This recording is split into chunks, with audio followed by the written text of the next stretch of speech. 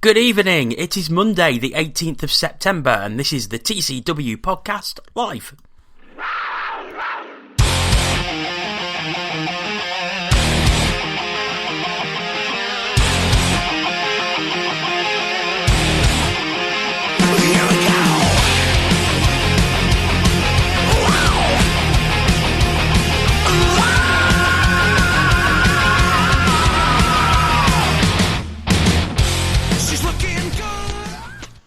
Hello and welcome to the Weekend Review edition of the Cat's Whiskers podcast. My name is Jono Bullard. Just a compact and bijou table tonight as I welcome Andy Haywood. Good evening. And Antoine Marijon. Good evening. We're going to be looking back at both Panthers games from the weekend. Some of your tweets that we've had in over the past 24 hours. We'll reveal, as always, the Panthers Player of the Week as voted for by you. We'll be discussing Edward Zarchenko not coming to the Panthers, and we'll be looking at some of the other Elite League weekend results before looking ahead to Panthers games this coming weekend. But first, we will start with Panthers against the Guildford Flames, which took place on Saturday the 16th of September at the NIC, an Elite League game. Panthers coming away with a 3-2 overtime win. Panthers goals from Alexander Mokshantev, Brett Polini and Robert Farmer with the overtime winner. Flames goals coming from John Dunbar and Cruz Reddick. Andy, not the best performance, it has to be said, but 2 points is 2 points. Definitely, yeah. I think ultimately that's all that really matters, and I think that I thought it was a decent game. Don't get me wrong, we didn't perform as well as we certainly can do and as well as we've seen. And I think Guildford perhaps surprised us with quite how aggressive they were on the forecheck and how quick they were. But I think all in all, a lot gets said about Panthers teams in the past about, the performances are, usually all right, but it's the results that's the issue. At the end of the day, when it went to overtime, it could have been anyone's game. But we sort of knuckled down, and I thought we were good for the win. Let's be brutally honest, and let's heap praise on him because he was fantastic once again. But Brian Stewart made 42 saves, and some of them were absolutely exceptional as well. So realistically, I think we were the better team by quite some distance. But obviously, it was a lot closer than it perhaps should have been. Now, whether that is down to not taking chances when we perhaps should have done, whether it's down to Brian Stewart making some fantastic saves and a couple of exceptional ones, it's probably a bit of both in that aspect. But all in all, 2 points is 2 points, no matter how it comes about. So I'm relatively happy with that. I mean, Guildford were good value for the point, but like Andy said, Brian Stewart did come up big for them on several occasions. But what's your thoughts on the Panthers' overall performance from Saturday night? I thought, well, like Andy, I actually thought it wasn't a bad game at all. I think our biggest problem seemed to be that we were trying to do too much. We were trying to do too many clever things rather than being a bit more direct. I mean, I would have liked to have seen us finish our hits a lot more. Guildford are a small team, but they are full of pace as well. So I was worried the amount of times we were getting caught on the counter attack, especially when we were supposed to be on the power play. Which based on the games we've seen so far this season, it was quite a strange thing. I thought overall we were probably the better team, but again, like Andy said, it's that man Stewart, and if you can get in his head and take his eyes away, or get in his face a bit, then 9 times out of 10 you're gonna rattle him and put him off his game, and you'll see one of his famous hissy fits. But we didn't do that, and I thought Guildford as a unit, they're very disciplined, very organised. They work together as a very good team, I thought. Yeah, Andy, Ant made the point there about were we overplaying, were we trying too much? Do you think we were overplaying the puck rather than shooting when we had the opportunities? Yeah, I think we were in quite a few areas of the game. I certainly think I seem to remember there was a power play in the first period where it looked like everyone was trying to make that perfect pass and it wasn't quite working. But I think one of the problems that we have is that if you can't, or if we can't, sort of not necessarily suss him, but if I find with Brian Stewart, if you score on him early, invariably you should be relatively comfortable throughout the game because a lot's been made about his temperament and stuff like that. And I just think if you can score on him relatively early, not necessarily in the first minute, but sort of within the first 5 or 7 shots, I kind of feel like you're good for the rest of the game. Whereas obviously the longer it goes on that he's saving pucks and you're not scoring, the stronger he seems to become. And obviously we've seen that not just in our own games against Coventry, but obviously that the playoff final when they won it, and obviously again the playoff final where we won it a couple of years ago as well, sort of takes into that category where he just sort of seems to get stronger and stronger as the game goes on. The more sort of saves he makes, he sort of gets into a real groove. So I don't think that helps because you kind of feel like you have to almost do more than perhaps you need to try and get that goal. But I do certainly think that at times we were looking to make the really pretty sort of play when perhaps like Ant says, a slightly more direct approach could have been a bit more beneficial.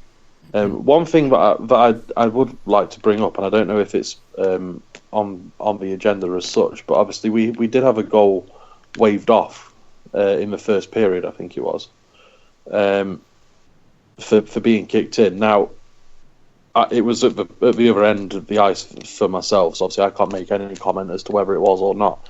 But I kind of presumed that with us having the goal line technology sort of thing, that it would at least be looked at. No, apparently the goal line technology is just there to see if the puck has crossed the line. So if there is a contentious issue, like a player in the crease or kicked in, like you say, it will not be reviewed at all. Because I think there was a similar situation in Sheffield on Saturday night as well, where John Armstrong's equaliser looked to me very much on the highlights like it was kicked in, and the Cardiff players certainly went to the referee and complained, but obviously it wasn't reviewed because it is purely there just to see if the puck crosses the line, and that's it. Oh, fair enough. Okay. Then I have no issue whatsoever.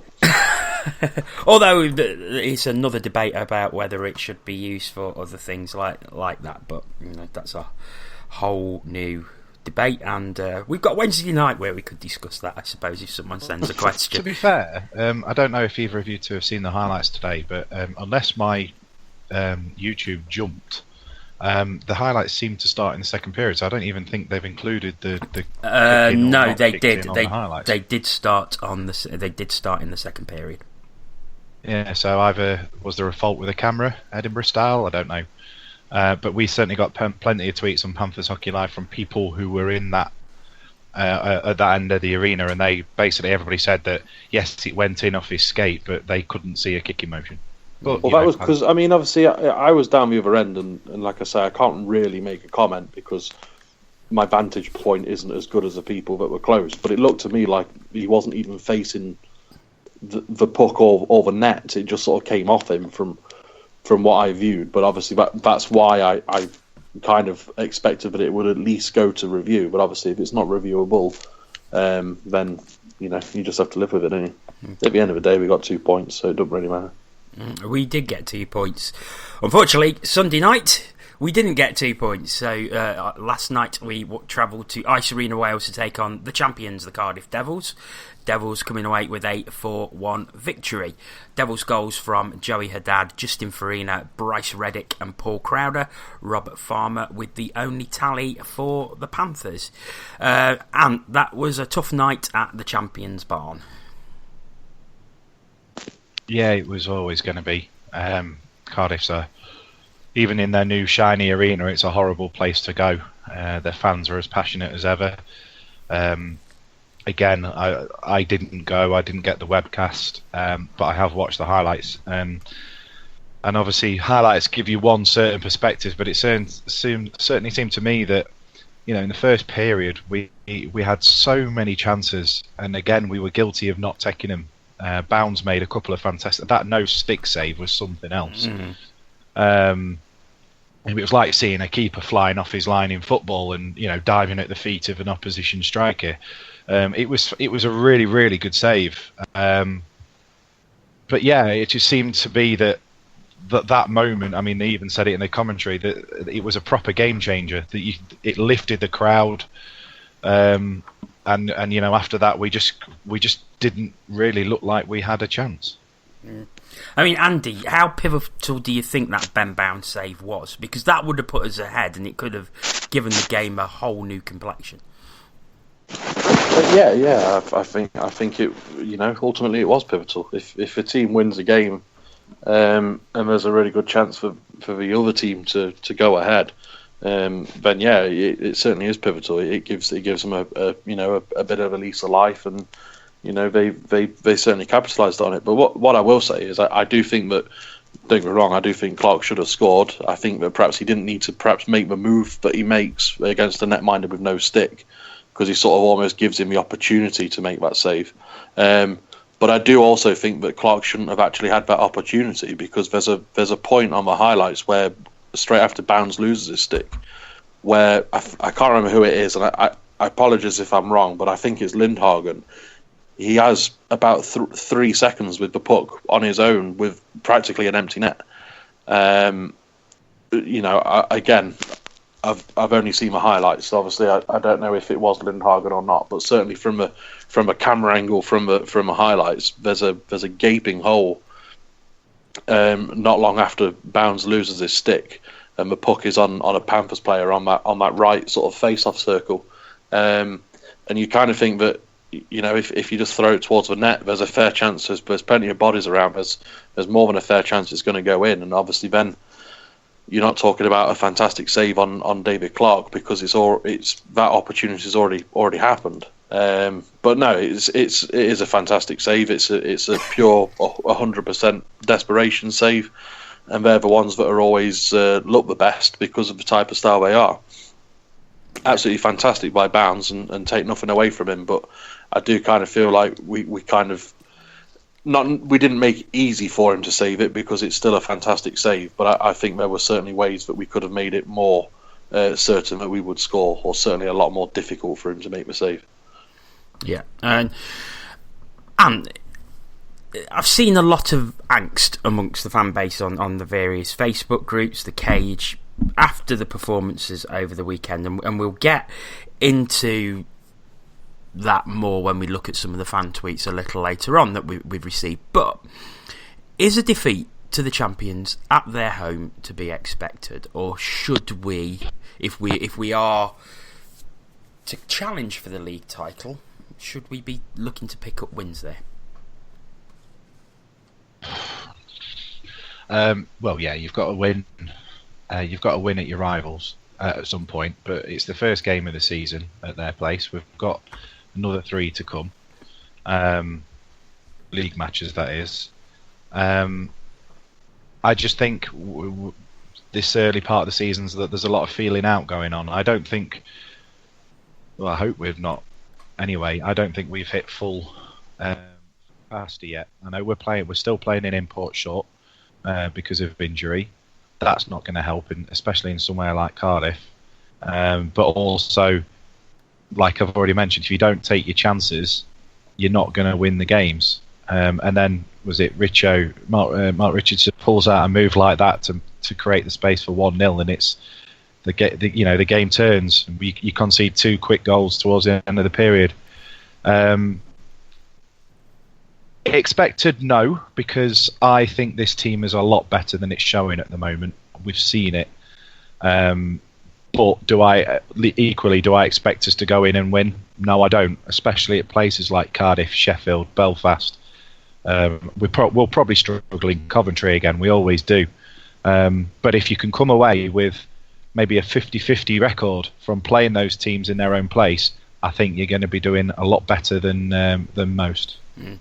I mean, and Andy Ant raises a really good point there about us going in and import down, and Breezeball has been out for a while. It's not been revealed how long he'll be out or what he's out with, which is absolutely fair enough from the Panthers. But do you think it's someone who should be replaced when we consider that Sheffield were very quick to bring in an extra import when they had injury issues a couple of weeks ago? Well, ultimately, in hindsight, probably yes.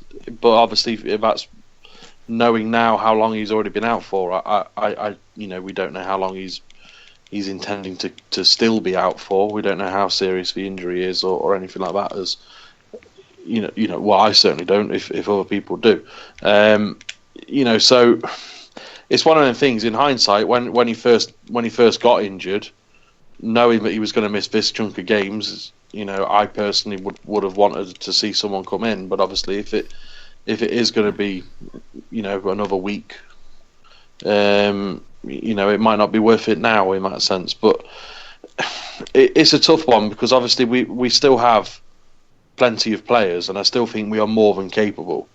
But obviously, that extra body, that extra import D-man could be pivotal. I mean, I personally would like to see both of them playing as a forward, admittedly, Lindhagen and Mosey. But I do kind of feel like as much as I think that they're both better as forwards, I am of the opinion almost that the speed of Evan Mosey is almost wasted in defence, because obviously he's not getting them chances that you expect him to get most nights because of his speed.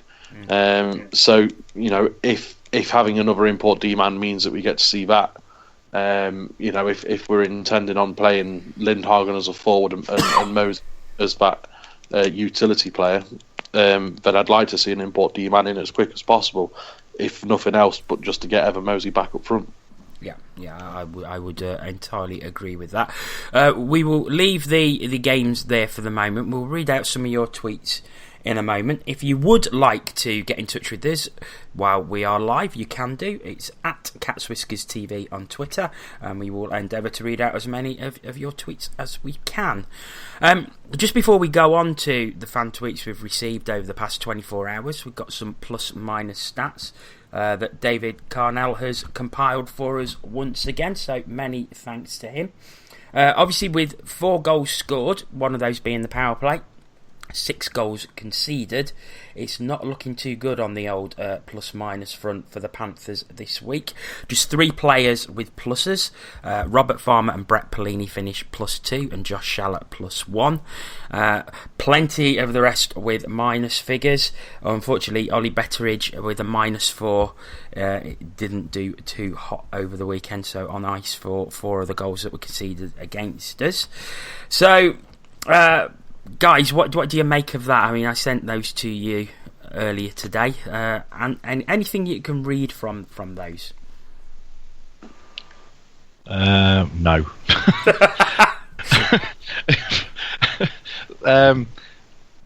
I get how it works. You see, I'm not a big hockey statty person like yourself and certainly Tina Taylor. Hope you're enjoying your pint wherever you may be at the moment with Andy's doppelganger. I get how it works. So you get a minus when you concede a goal. Is that right? If you're on the ice, yeah. Unless you're on the penalty kill. Oh, penalty kill, yeah. So basically, what we're saying for that is that Ollie Betteridge should never be on the ice. If you're just purely looking at the pure plus minus, which we know is complete nonsense because Ollie's a cracking little player. Yeah, and the thing is, it does where I think plus minus can be flawed a little bit is it doesn't take into account time on ice for each player. We've seen with some of the stats that Tina's pulled together for the CHL where they measure time on ice, but it's not something. I'm sure it is measured in the Elite League, but it's not something that's made public. So I think that can skew it a little bit. Well, I know they've brought in that Corsi method in the NHL, haven't they? Where a lot of people are saying that's a fairer reflection, because it goes to possession and where you are on the ice and all that sort of thing. So we're not that sort of standing at the moment, are we, in the Elite League? I mean, we've only just got goal line technology, as limited as it is. So I'm surprised in a way that we have any pluses at all. But I suppose if I pick out one thing, it does go to show that we do spread it around a bit. I mean, Andy, just on the pluses, Farmer +2, Pelini +2, Schaller +1. So that line is certainly clicking. Yeah, and they certainly, on this early stages so far, they've certainly been the go-to line for me. They've certainly been the most productive. They certainly look the most threatening out on the ice at times. I'm actually a little bit surprised we've not got more pluses when you consider that, over the weekend we were only outscored 6-4. So I'm surprised that we're quite so negative in the figures in that sense. But obviously, that it is a reflection of who's on the ice when goals are scored, and ultimately, it's not a great weekend for Betteridge, but at the end of the day, it's one weekend. He's a -4 in a weekend where we split the points.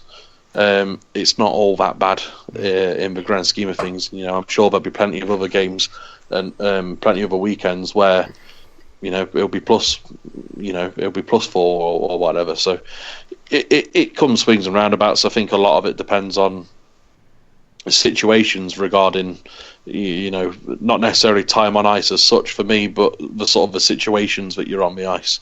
Who are you up against? Are you up against top line players? Are you up against fourth line grinders? That kind of thing. So the plus minus stats are great because it is something that's interesting, and it is something that sort of players will certainly look to improve. You would imagine that they will have access to these kind of stats within the team, and you would imagine that nobody more so than himself will look at -4 and think, what, that's not good enough. I need to be better out there and create chances, because ultimately the only way you're going to end up with plus points is if your line's creating chances. So I'm sure they'll use it as motivation. I'm sure they'll use it as personal goals and personal motivation. I don't want to get scored on, but I want to score goals, that sort of thing. So I'm all for it in that sense. But obviously it's not the be all and end all. Certainly after what 3-4 games in the Elite League so far. And looking at the point scorers from over the weekend, Robert Farmer topping the list with 2 goals and an assist. Brett Pelini in second place with a goal and an assist. Alexander Mukshantev was the only other goal scorer. And then we have 5 players who are all tied on 1 assist. Mark Delago, Tim Billingsley, Stevie Lee, Evan Mosey and Dan Spang. So, a mixed weekend, I think it has to be said, for the Panthers, but 2 important league points nonetheless, which sees us on 4 points, the same as 4 other teams in the Elite League at this very early stage. However, we did ask for your tweets last night and today, and they flooded in, so we're going to look at some of those now. Start off with Off the Blocker, who says, do we descend to meet the opposition, or do they raise their game against us? We have to dictate the pace. When we do, we're okay, but no more. I mean, Andy, your thoughts on that? I kind of agree in that sense. I think there's been some games in the past. Certainly, you look at, you take last season as an example. It wasn't great for the vast majority of the season. It wasn't fantastic to watch. The results weren't particularly great. But then, using that quarter-final first leg against Sheffield as an example, we set the tone from the opening face-off. And I appreciate ultimately we ended up losing the tie, but realistically, that game we dominated Sheffield from start to finish, and we were very, very good in that match. Like I say, it didn't count for much considering the second leg, but certainly using one-off games as an example, when we really set the tone. And there was one the season before when we had Cam Jansen where we played Belfast at home, and it was another one where, I think we won. Well, I'm pretty certain we won, but we really set the tone early on, and we were aggressive. We attacked from the opening face-off. We created chances. We played the body, and we really took it to the team. And you kind of think that as much as other teams are going to have different game plans that are going to play against us, you kind of feel like if we play our style, if we play fast, if we play physical, if we get into good areas, we've seen it with the CHL performances. We are a very, very good hockey team. So I do agree that I'd like to see us dictate that a little bit more. But I do also think that at the end of the day there's another 20 players in a different coloured kit that are wanting to do exactly the same thing. So I do appreciate and I do agree that I'd like to see us dictate it a little bit more, but sometimes it's not possible because the other team is doing a hell of a job of what they want to do as well. So it is kind of swings and roundabouts. I'm sure we will see games, and I'd like to think in the not too distant future where we will see a real good performance and a ton of goals in the game. And then other times we will struggle to find the net, and we might scrape a win. But it's just the nature of sport. Our good friend Chris Lovell has been in touch with us tonight from Belfast. He says, "Do you see Guildford taking points off the big teams?" He says they impressed me in Belfast. Ant? Based on what yes. But then based on what happened Sunday, who knows? I think we've already covered it. I think a lot of it is down to how Stewart plays. If Stewart has one of his games, then yes, they're gonna, because they have pace. That pace does kill. Speed kills. So I think yes, I can see it happening. I hope it's not us. I hope that's as close as they're going to get us in the 3 games we've got left in the league with them this year. But we'll see. I mean, no, I'm not a Mystic Meg. Panthers Daily writes, he says, all we do is dump it in. There's no variation. Nielsen always goes on about fast, exciting hockey. One thing's for sure, this is anything but. Andy, fair? Or I think that's unfair, to be honest. Well, to be brutally honest, I'm trying to think. Certainly looking at Saturday's game, we've already made the point. If we're going to criticise anything, it's that we're trying to overplay. We're trying to create the perfect play. So, no, I completely disagree with that point. Yeah, and it's certainly something that does reoccur. You do see it quite a lot of comments, the old dump and chase. But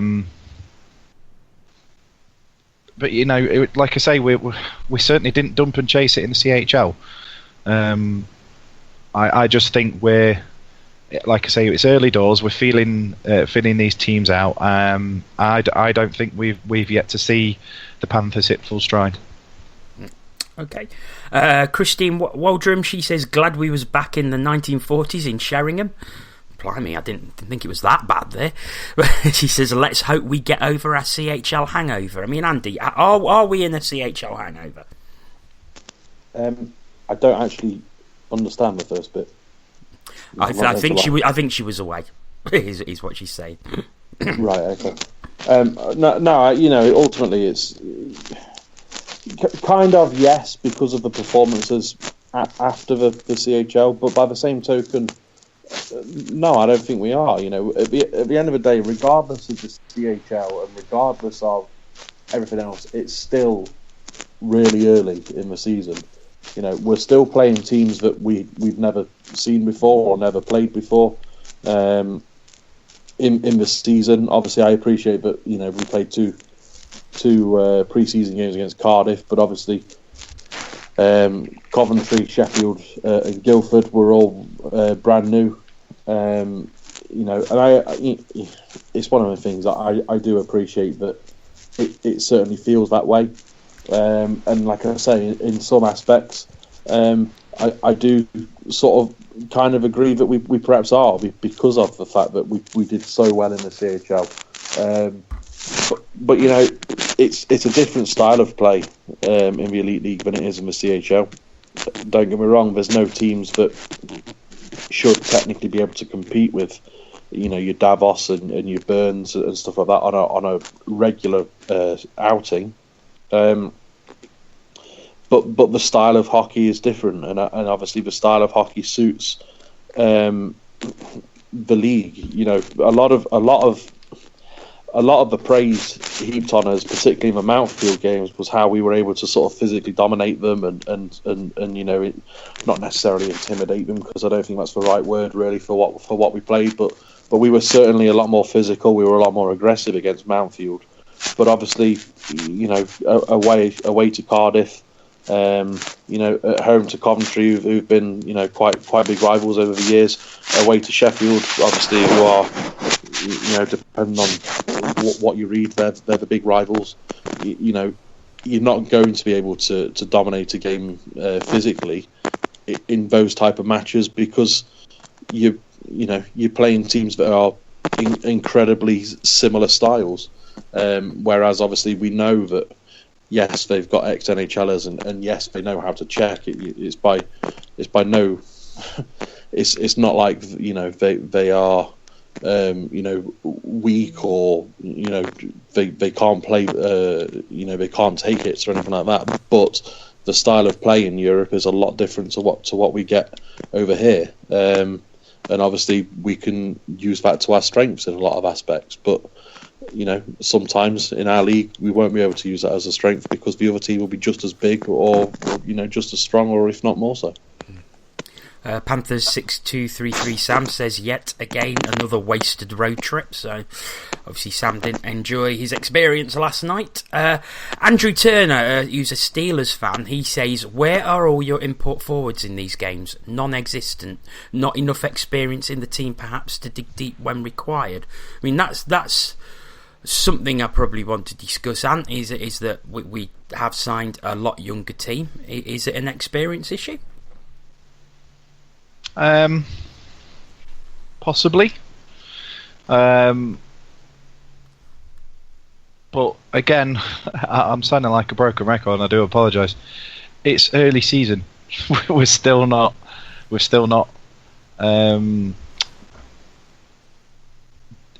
still think there's a lot of gelling to come. I think when the players get used to the style of the Elite League, we'll actually see the benefit.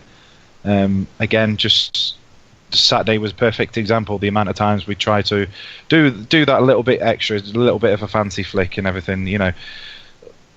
Let's be more direct. Let's get it to the net. Let's look to use our muscle. We're a big team as well. We've got pace in it ourselves, but we're a big team. So let's use that a bit more. So yeah, I think it's too early to write off, and we'll always hark back to that year when people wanted the likes of Ling and Graham out before the season had even started, and then it all clicked. So who's to say that couldn't happen again? But it's not like we're losing every game. To paraphrase Bobby Heenan, who unfortunately died this morning, he said the money's the same whether you earn it or scam it. 2 points is 2 points whether you win in regulation or overtime. So as long as we're racking up regular wins, I don't care how they come at the moment. Okay, Andrew Axon, he says, based on last night's game, training focused on passing without turning the puck over would be useful. The power play also needs a rethink. I mean, I must admit, I think if there's one criticism I can lay at the team since we moved back to domestic action, is that our power play just doesn't look like it's firing too well. Andy? No, I don't know what the stats are on it. I know that it was pretty good in the CHL. I think I seem to remember watching the Burn game that obviously they mentioned on the commentary that it was the best power play versus the best penalty kill when we were on the power play. So in the group, obviously. So obviously we kind of know what we're supposed to be doing, but it's just not quite there yet in the league form. And I do think it's quite important. I think special teams are very important. I seem to remember that year that we did win, that our special teams were the best at both ends of the ice. I think we had the best penalty kill and we had the best power play in the league, and by a long way in both areas as well. And that counts for a lot. If you can stop teams scoring when they've got the man advantage, but you can make them pay when you've got the advantage, then you're going to win a lot more games than you lose. So yeah, obviously it is something that needs looking at, and it's something that I think currently at the moment we're like I say, we were looking for that that fancy play, that real beautiful goal, as it were.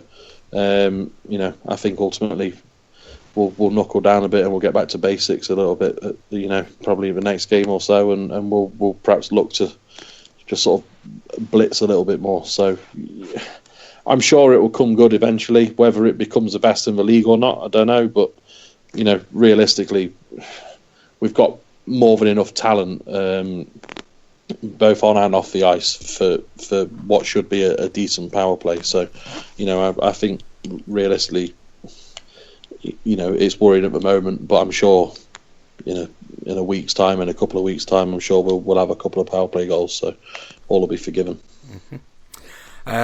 Lee Constable, massively disappointing weekend. I thought 2 bad performances. We need to quickly recover and gain some momentum in the league. And just comment on that one. I think it's doing Guildford a disservice for Saturday. They were a quick. They had a game plan. They literally. You watch the game back. There's 4 men around the net, pretty much all the time. I mean, if someone does that to you, you're going to need something a little bit special or a bit of luck to open that. To get through them. So, and then they're looking to hit on the break.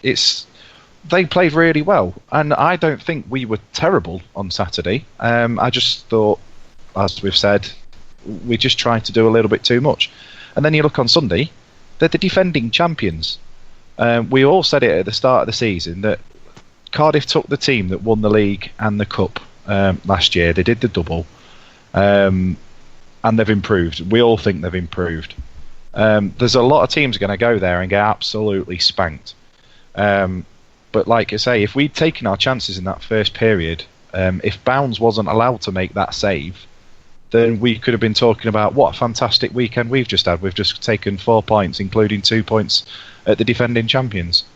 So yes, I'd like to see more from us in regards our domestic performances based on what we've already seen in the CHL. But disappointing. I'll take 2 points out of this weekend. Okay. Ghosts of Electricity, final tweet that we've had. He goes, my thoughts. I still think it's a bit early in the season for that, to be honest. And I think we've got to give the team at least 12 to 15 games. And if we're still not performing at top draw after 15 games and we're dropping points right, left and centre, then yeah, sure, we can criticise. But I think with 4 points out of 3 games, it's not all that bad. Is that would you say so, Andy? Yeah, I completely agree. It's there is a lot of hockey to be played all over the country. There's every possibility that Team A goes on a really good winning streak and Team B goes on a really big losing streak.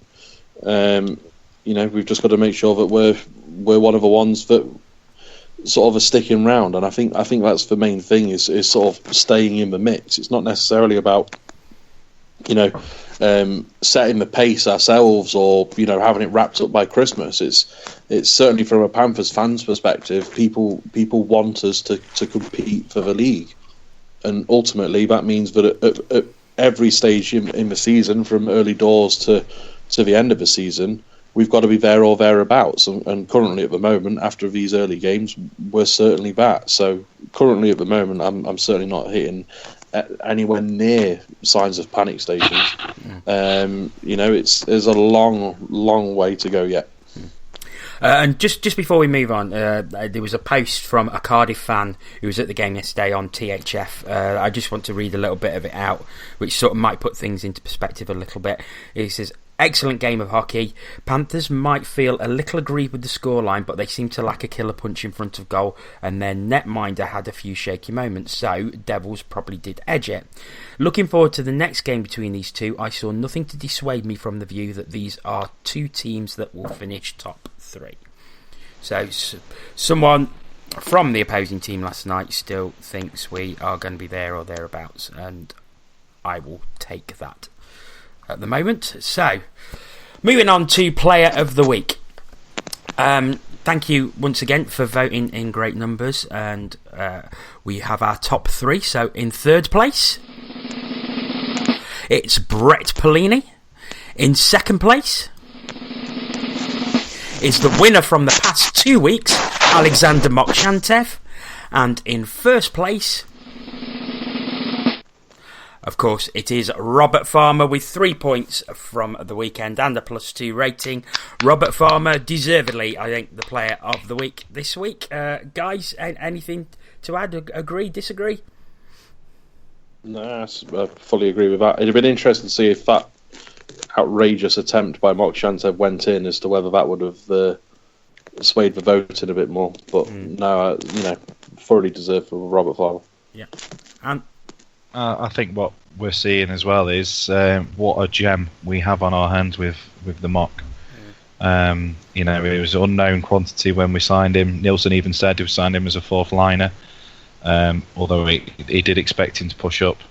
2 weeks in a row he's won it. Now he's finished second. But Farmer was, for me, he was the one I voted for above all the others this week. I thought he was fantastic and fully deserved the winner on Saturday. Okay. Some other Panthers news from last week. It was announced that netminder Edward Zarchenko will not be coming to Panthers after an indefinite double IHF suspension for alleged match fixing. Blimey, I've put my teeth in. So, Andy, it's not unexpected. It's something that's been around for a while. But I'll put this question to both of you. You think we should sign a replacement? Yeah.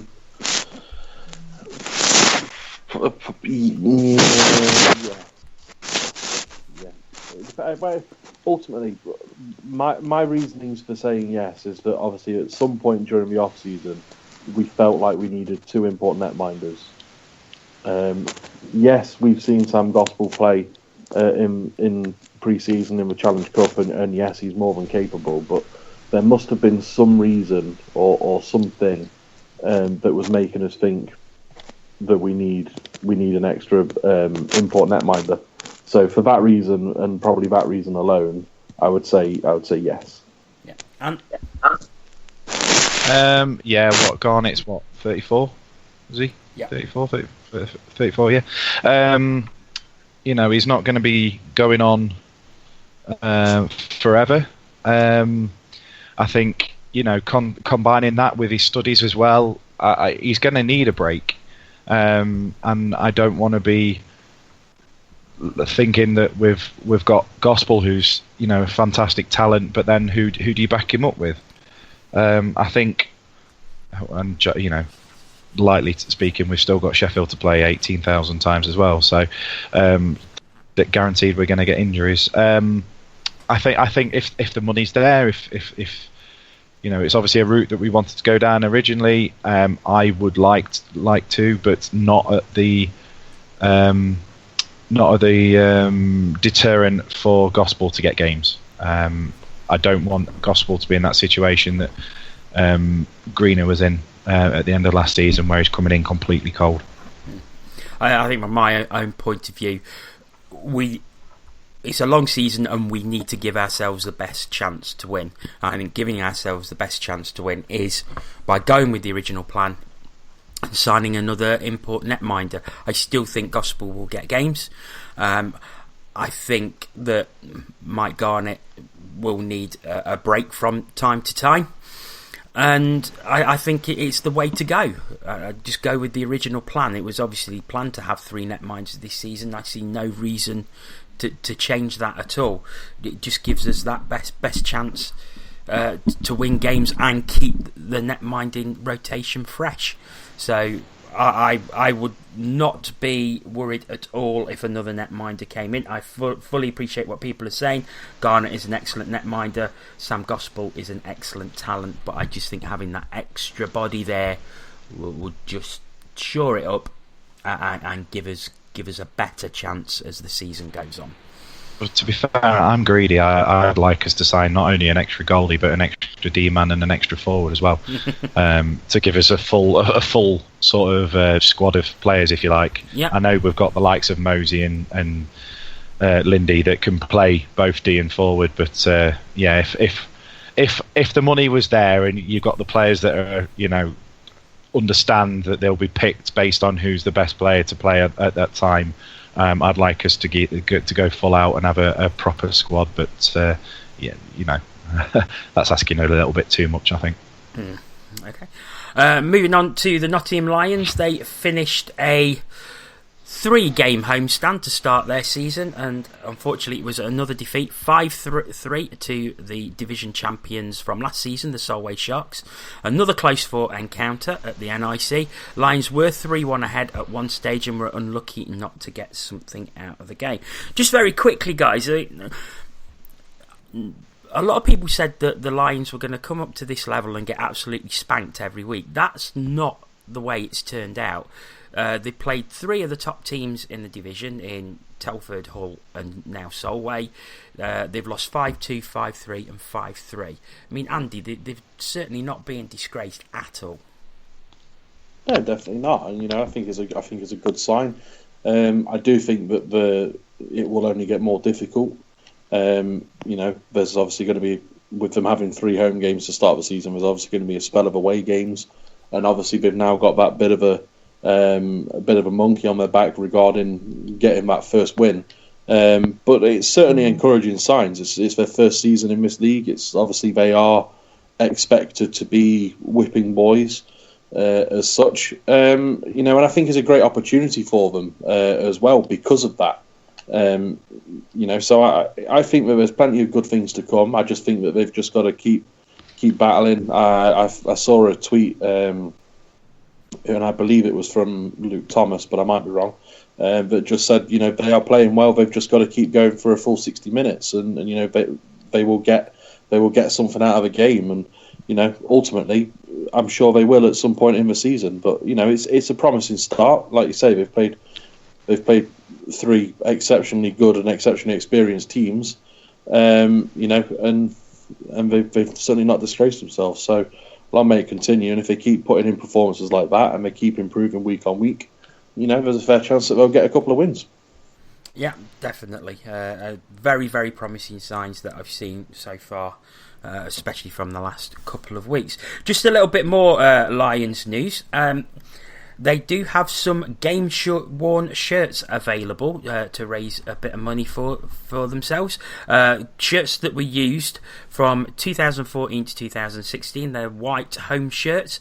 They're available at just £30 a pop. So £30 for a game-worn shirt. The numbers available are 2, 6, 8, 9, 11, 12, 13, 14, 15, 16, 17, 20, 23 and 30, which is a goalie cut. There are no names on the back, just the numbers. Like I say, £30 each. If you would interested in having one, please contact Dave Wright, better known as Shaggy. You can contact him either through Facebook on Facebook Messenger, it's Dave Wright, or Shaggy PM him on the Cage forum if you would like one of those shirts. Did a certain Mr. Hunt wear one of the number 13? I believe he would have done, yes. At that time, yeah. No, he wouldn't have done. No, he was 12-13, so no, it was just after. So, but yeah, Luke Thomas certainly wore number 9, so you can get yourself a Luke Thomas game-worn shirt. So, yeah, definitely worth having, just 30 quid. So, contact Dave and we will sort that out for you if you want one. Okay, moving on to the rest of the Elite League and the weekend results. On Saturday, Challenge Cup, Belfast 7, Dundee 4, Fife 5, Edinburgh 2, and in the Elite League, Sheffield 3, Cardiff 4 after overtime, Manchester 0, Coventry 5, Milton Keynes 3, Braehead 1. On Sunday in the Challenge Cup, Edinburgh 5, Belfast 6, Dundee 7, 5-5, and in the Elite League, Coventry 4, Braehead 1, Manchester 6, Milton Keynes 2, and Guildford 1, Sheffield 7. I don't know if you guys have seen it, but it was an incredibly freak goal that won the game in overtime for Cardiff in Sheffield that hit the back of the plexi, hit the back of the Moose, and went into the net. So, either of you see that? Yeah, it kind of reminded me of that playoff goal that Lakovic scored against, I think it was Belfast Murphy. Obviously, he didn't hit the plexiglass, but it was that whole sort of freak scenario where it sort of goes behind him, bounces off something, and comes back. It's a real freak goal, and I imagine it's from a netminder's point of view, it must be the worst possible thing because you physically can't do anything about it. You know, he's faced the shot which has gone wide or over, so he doesn't need to do anything in that regard. But it just takes a perfect bounce from a Cardiff point of view, and ends up in the back of a net. It's a real strange one, and obviously with it being an overtime goal, it kind of makes it even harder to an even harder pill to swallow because you've got no way of seeking any kind of retribution from a game because it's over. So yeah, it is. It's a real freak goal, and obviously. It's one, I suppose, from a goalkeeper's point of view, as annoying as it is. I suppose, realistically, you just got to say, well, no goalie in the world is saving that, so fair play. 4 points for Belfast in Challenge Cup action, but still conceded 9 goals. That's a total of 20 they've conceded in just 5 games this season. I mean, and they're getting the points, and I suppose it's like us, as long as you win, it's a win. But Adam Keefe has got to be concerned about the number of goals they're conceding this early on. He probably is, but while they're scoring more than the opposition, they're doing what they need to do. I think Murphy's not the keeper he was a couple of years ago. I think injuries have caught up on him now, and I'm going to jinx it now. He's going to have an absolutely storming game against us, but whichever one they play. But I'm not convinced by Whistle either. But we mentioned last week about taking Vandermeer out of that D. It's a big loss for Belfast. He's a huge presence for them. I don't know if he was suspended or not. I don't believe he was. So he wasn't. No, it was a game penalty in the end, not a match. So he was back for this weekend. But even still, I mean, yes, they were cruising yesterday, and then they allowed. It was Edinburgh they played yesterday. Yes, it was. Yeah. Yeah. Weren't they? Were like 3-0 up or at one point. They were 5-2 up at one point. Yeah. And then I think Edinburgh made it 5-4. It was then 6-4 and then 6-5 in the end. So Edinburgh is showing that they didn't let them get away with it. And I do apologise for my lapse of memory, but I have slept since then. And my memory's not what it used to be, Jono. Braehead also. Too many late nights at the Cookie Club. Well, that's it. Yeah, not this weekend. Braehead appear to be struggling though. 2 losses. They're still waiting for two imports to sign 2 imports. So only playing with 12. I think they're waiting for another import to come in. I mean, Andy, for a club the size of Braehead, that's surprising. Yeah, definitely. Don't get me wrong. You should be looking at it and thinking, well, we're all right, Jack. But with all the talk pre-season about us getting players in on time for training camp and stuff. I mean, I'd be if I was a Bray fan, I'd be really gutted right now about the fact that we're still imports down, and the season's just started, with no real sort of sign of them being filled. It's not like in the past where we've had, we've had players signed but they've got visa problems or whatever, or their flight's not till the week after or something. This is a scenario where there's not even, as far as I'm aware, there's not even any sort of rumours or anything as to who's coming. So it's a really strange scenario, I think, in Brayhead, and it's one that if I was a fan, I'd be quite worried about. But ultimately, I'm sure when they do come in, and I'm sure at some point they will come good. They will compete in that conference, and they will be there or thereabouts for the Final Four weekend, I would imagine. And Coventry with a 4-point weekend, an excellent 5-0 victory in Altrincham against the Storm, and then a 4-1 victory over Brayhead at the Sky Dome. I mean, and after they struggled last weekend, they found their feet once again. They have. I didn't predict their win on Saturday by no chance. Certainly not shutting them out. I do rate. Don't get me wrong. I think Coventry have got themselves another good goalie in Natsiuk. But I fully expected them to win yesterday. You've touched on it. Brayhead have had an awful start. They're still waiting for players to come in. They are the champions of Scotland, but that means absolutely diddly when it comes to the Elite League. Just like our fantastic performances in the Champions League, they don't mean nothing unless we take those performances and put them into the Elite League. So, it looks like Coventry maybe finding the stride a bit. A good weekend for them. Okay. Looking ahead to this coming weekend, and Panthers take on the Brayhead clan at the NIC with a 7 p.m. face-off on Saturday evening, and then we'll be travelling down to Guildford for the first game against the Flames in 12 years in an Elite League encounter that faces off at 6 p.m. Starting on Saturday, Andy, must-win game. Yeah, ultimately you need to win your home games. If you win, you set the target of winning all your home games and winning, 60-75% of your away games, then you'll be golden. So, yeah, definitely, it's a game that we should be and we must be taking both points. And you are travelling down to Guildford on Sunday, I believe. I am. I'm going on the Panthers travel. I'm hoping to grab a few words with people on as we go down. So, any of you travel lot that are listening, please don't be shy. I'm really looking forward to it. I've never watched a game in a shopping centre before, so it'll be interesting. It's not in a shopping centre; it's a leisure centre. Well, it's the shopping centre. Sorry, the shopping centre's Brayhead, isn't it? Yeah. Sorry, it's the leisure. Yeah. No, I'm really, really looking forward to it. It's something that I wanted to do back when they were playing in the EPL. I'd planned one weekend to go down and see them and Basingstoke in the same weekend, and unfortunately I never got around to it. So it's another one to tick off the list. I hope the Panthers fans that are going down bring plenty of noise. Let's bang on that plexi because it's standing room only, I believe. I mean, Andy, Guildford struggled last night, losing 7-1 at home to the Steelers. We've got to be looking to sort of get a similar result, or certainly get 2 points from that game. Yeah, again, it's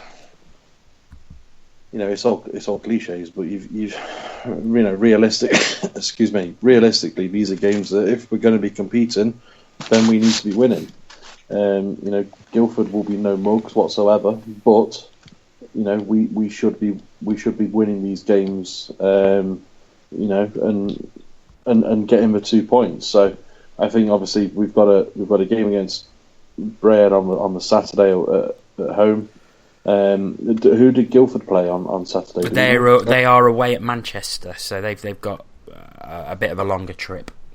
Yeah, so fingers crossed. From our point of view, that they have a real tough game against Manchester, and they're feeling the effects for our visit on the Sunday. So it's certainly a game that that we should be winning, but it's certainly not going to be a game that we should be going in, complacent, because we've seen already with their performance at our rink that they're going to be quick. They're going to be pretty aggressive on the forecheck, and they're going to, if he's on his day, they're going to have an exceptional netminder. So, it's a game we should be winning. It's not going to be an easy game to win, but I certainly would like to see us come back with the 2 points. Okay, so obviously those games take place at the weekend, and we will be covering those games on next Monday's podcast, and hopefully with a bit of a recording with fans' thoughts from Ant as he goes down on Panthers travel. So we will look forward to that. Just before we go, no swearing. No. Yes, you are live on the Cat's Whiskers. Please do not swear. Just before we go, we will be back with Ask TCW on Wednesday, so please get your questions into us. You can do so via Twitter at CatsWhiskersTV. Use the hashtag AskTCW, through the various Facebook groups, the Cat's Whiskers Facebook page, or our dedicated thread on the Cage Forum. Or we have an email address, tcwonlinetv@gmail.com, if you would like to email your questions to us as well. So we'll look forward to that on Wednesday. But that is it for tonight. Thank you very, very much for joining us. And it's just left time to say thank you very much to Antoine Marie-Jean. It's not a problem. Take care. And thank you very much to Andy Hayward. Anytime. So thank you once again. We will be back on Wednesday with Ask TCW, so we will talk to you then. Goodbye.